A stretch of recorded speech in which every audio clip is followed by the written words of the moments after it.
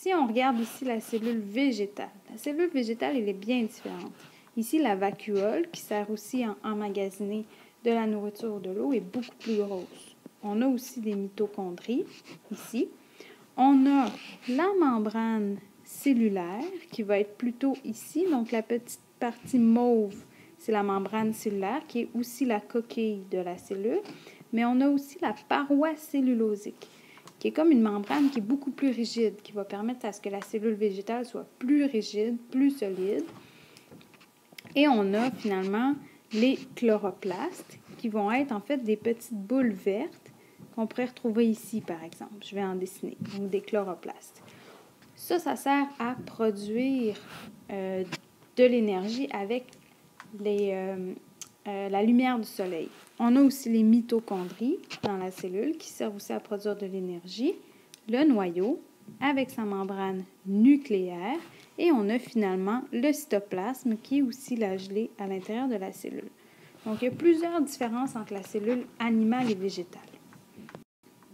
La cellule animale et la cellule végétale sont deux cellules qui sont différentes. Ici, on a une cellule animale. Dans la cellule animale, on voit la membrane cellulaire, le cytoplasme qui est la gelée qui va englober toute la cellule. Donc, partout dans la cellule, on a l'espèce de gelée du cytoplasme qui permet à ce que les organites et les nutriments se déplacent.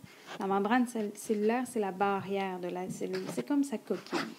On a ici des vacuoles qui servent à emmagasiner des substances comme de l'eau ou de la nourriture. Les mitochondries ici qui servent à produire l'énergie. La membrane nucléaire qui va protéger le noyau ici. Et finalement, le noyau à l'intérieur dans lequel on a toute l'information de la cellule. C'est comme le cerveau de la cellule. Donc, la cellule animale, elle a une forme qui est plutôt indéfinie. Elle est plutôt ronde, sans forme précise, un peu molle. Pour la tâche 2, ce que tu dois faire, c'est que premièrement, tu vas aller dans ton tableau de tâche 1 et tu vas te choisir une couleur par constituant. Tu peux prendre les mêmes couleurs que les miennes ou te choisir des couleurs différentes. Tu n'as pas besoin de te trouver une couleur pour la cellule. Donc, tu prends une couleur différente par constituant. Quand tu as fini, tu reviens à la vidéo après. Ici, on a notre cellule animale avec les différentes parties qui sont identifiées. Donc, premièrement, la membrane cellulaire, c'est la partie qui permet de délimiter la cellule. C'est comme la coquille de la cellule. La membrane cellulaire va permettre à certaines particules d'eau ou de nourriture d'entrer dans la cellule, d'en sortir, ou encore va empêcher l'entrée ou la sortie de certaines de ces molécules-là aussi. Donc, ça contrôle les entrées et la sortie de la cellule. Le cytoplasme, c'est la partie en gris, et ça permet, en fait, c'est une gelée qui va être à l'intérieur de la cellule. Et c'est dans cette gelée-là que baignent les organites, donc toutes les autres parties qu'on voit, et ça permet aussi que certains nutriments se promènent à l'intérieur de la cellule. La membrane nucléaire, c'est la partie qui va délimiter le noyau. Donc, ça protège le noyau. Le noyau est très, très important dans la cellule animale. Le noyau, la membrane cellulaire est en rouge dans le dessin. Le noyau, c'est la partie la plus importante de la cellule. C'est dans le noyau, il va avoir l'information génétique de la cellule, les chromosomes. Et c'est grâce au noyau. En fait, le noyau, c'est comme l'ordinateur, c'est comme le cerveau de la cellule. C'est lui qui va prendre les décisions et c'est là que toute l'information se passe. Les mitochondries, et là, attention, il y a 2 H dans le mot mitochondrie ici. Les mitochondries, c'est eux autres qui vont produire de l'énergie. Donc, ils vont consommer les molécules de nourriture pour en produire de l'énergie dans la cellule.